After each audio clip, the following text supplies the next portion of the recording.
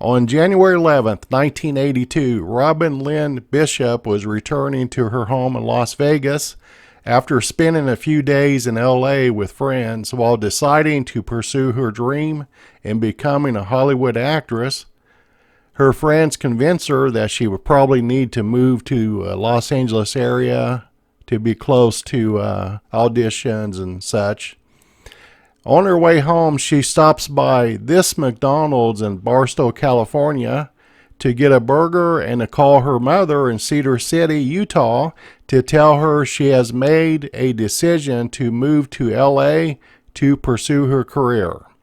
Robin's parents are excited about the news. Her parents testified in all three trials that this is the most excited they've ever heard Robin, and they supported her decision completely. Now here's where the trouble starts. Lingering in the background, sitting in his patrol car, is the sexual predator piece of crap California Highway Patrol Officer George Gwaltney. During the trial, 11 victims would come forward and testify that he has attacked them as well. One he mercilessly beats with his baton, putting her in a coma because she denied his advances. She said she would just take the ticket. Just wild. Gwaltney's well respected in the community, the Barstow community. He's even Officer of the Year one year. He speaks to Girl Scout meetings. He talks about bicycle safety with schools. He talks about keeping out of trouble, stay away from drugs. Just say no. It was this guy. Well, he really likes Robin. He makes note of the type of car she's driving, her license plate number, and which direction she was heading, which was 15 north, heading back home to Las Vegas. About this moment, he notices a schoolboy by the name of Preston Olson walking by. Gwaltney gave the boy a ride home because he knew the parents, plus it's getting dark outside. Later, Gwaltney would use the good jester as an alibi. So after briefly talking with the parents, he took off on 15 north to catch up with Robin. He knew Robin had a 2-hour drive before she would enter Nevada, leaving California. Gwaltney catches her about 30 miles north of Barstow. I'll go out there in this video and show you around. Robin has several speeding tickets and was on driving probation with a warning. One more ticket would cause her to lose her driver's license. I'm an insurance guy, have been for many years. If you lose your driver's license due to your driving habits, you have to get what's called an SR22, which is high risk insurance, for 3 years. He stops Robin and probably approaches her about speeding. He gets her out of the car and handcuffs her. We know this to be true because when her body was found, she had bruises on her wrists. Now we just don't know what happens next. However, according to the testimony of the other 11 female witnesses, who were all young, attractive girls with long hair, they all said Gwaltney threatened with arrest for speeding or reckless driving, and he'd have to arrest them on the spot and tow their cars in. But if they would give him sex, it would all be forgotten. Now, it's highly doubtful that Robin would agree to this. She was a Mormon girl who wanted to be what Mormons call temple worthy, and she was saving herself. After he rapes Robin, he uncuffs her, and as she's sitting on the ground putting her boots on, for whatever reason, he shoots her in the back of the head. We just don't know why.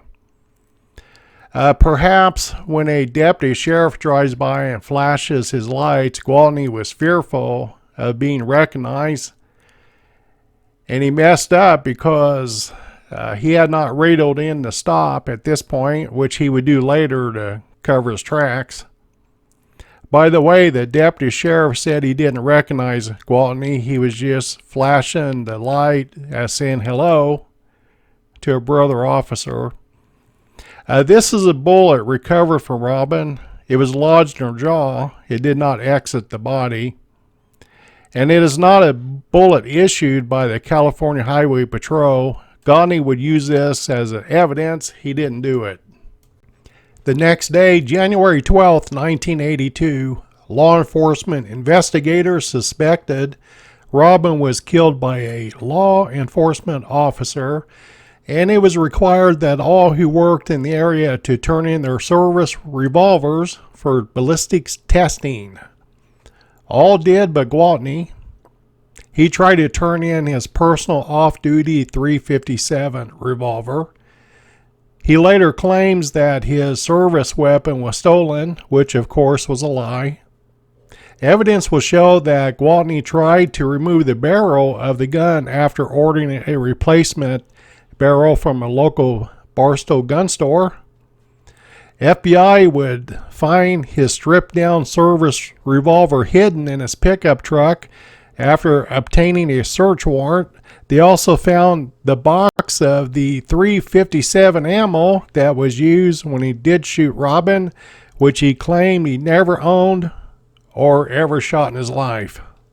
Gwaltney is eventually arrested for the rape and murder of Robin Lynn Bishop, but the first trial was deadlocked 8-4. The second trial was deadlocked 7-5.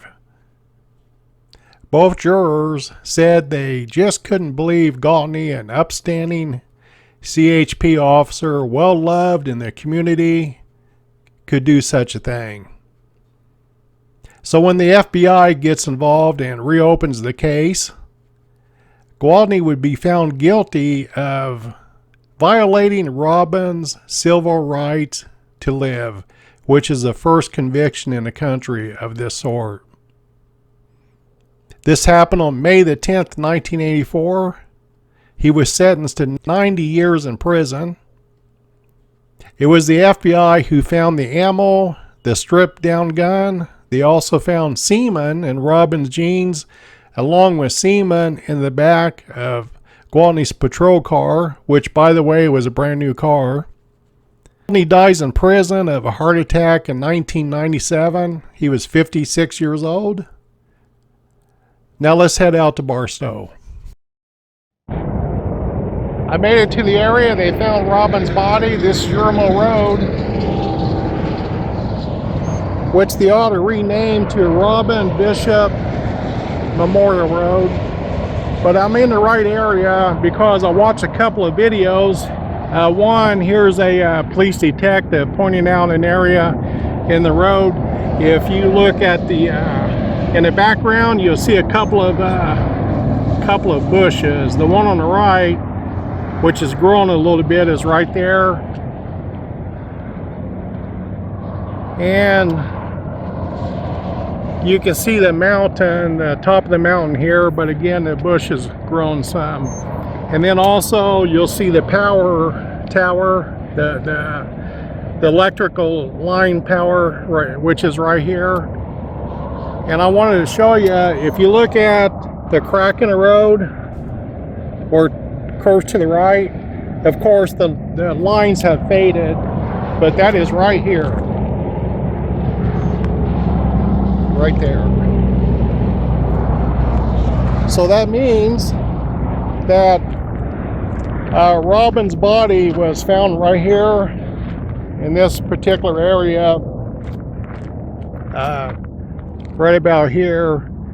My friend Forrest Haggerty has come out here and laid down a red rose in her memory, which was very moving to me, and it inspired me to do this video.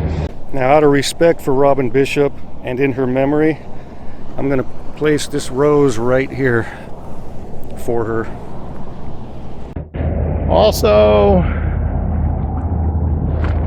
here's some stones, rocks that people have left. So people still do remember.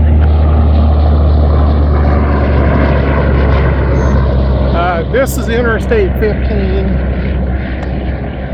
and I think the original plan was for Gwaltney to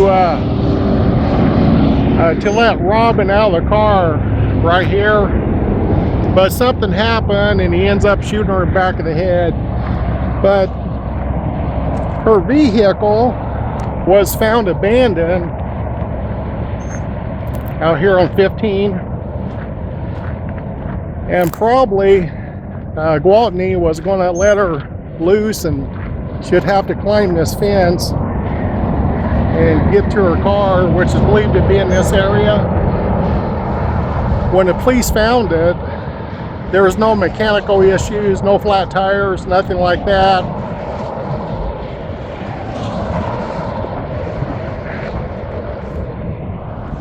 And her driver's license was found on top of her purse, as though she was presenting it to somebody, most likely law enforcement.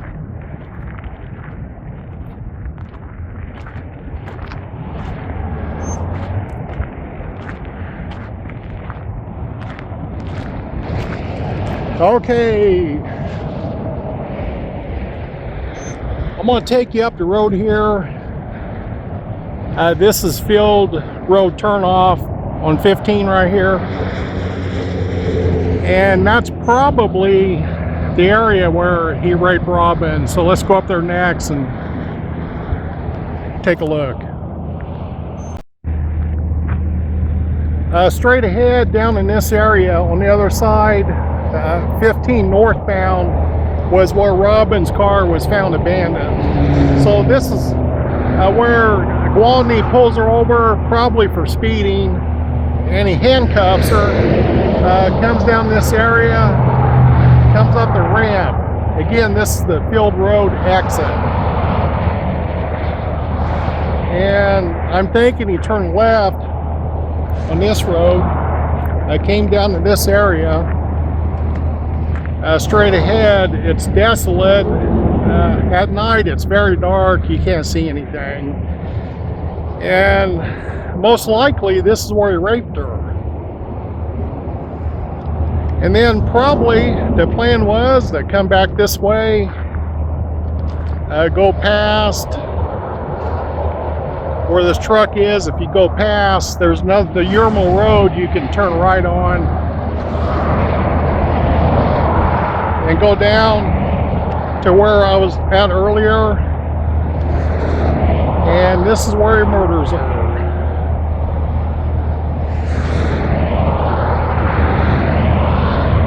All right, tell you what, let's go over to where she's buried. She's buried in Cedar City, Utah. So let's make a trip there and pay our respects to Robin Lynn Bishop.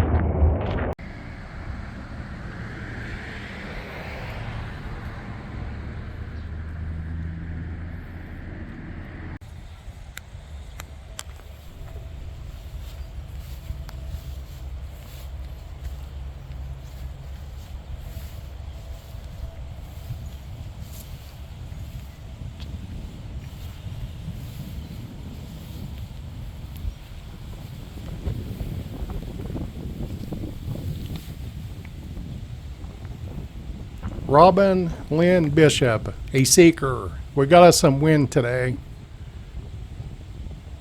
Just had to make the trip. Robin graduates from Southern Utah University, which is located right here in Cedar City. She majored in theater, and during my research I read where Dr. Gary McIntyre called Robin a Renaissance woman who, in addition to being a talented musician and singer, she was an accomplished actress, graduating #1 in her class in 1982. By the way, have you ever looked up the definition of a Renaissance woman? It's master of many fields, charming, well-educated, well-mannered, athletic, and self-controlled. Robin's friends and family describe her exactly as this.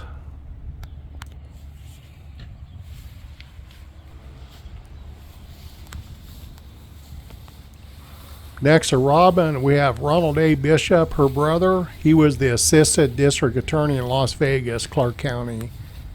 Maybe this is the reason why she got shot in the back of the head. We don't know. We just don't know. Maybe the cop was fearful he would be captured. Who knows, and prosecuted. We just don't know. Parents, Merlin and June Bishop. The Bishops established a theater scholarship fund in memory of their daughter at Southern Utah University.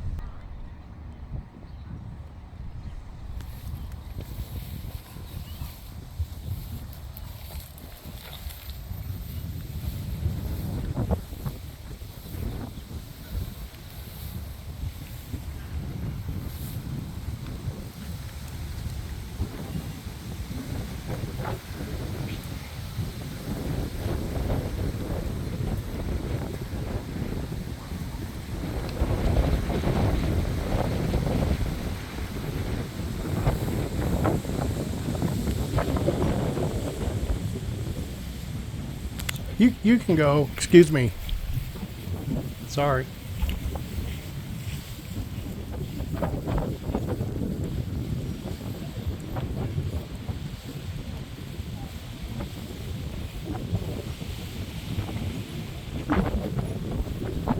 I've ordered Gwaltney's personnel file under the Freedom of Information Act. So if I ever get it, I'll do an update to this video. This was a tough one for me to do. Everybody needs to be remembered.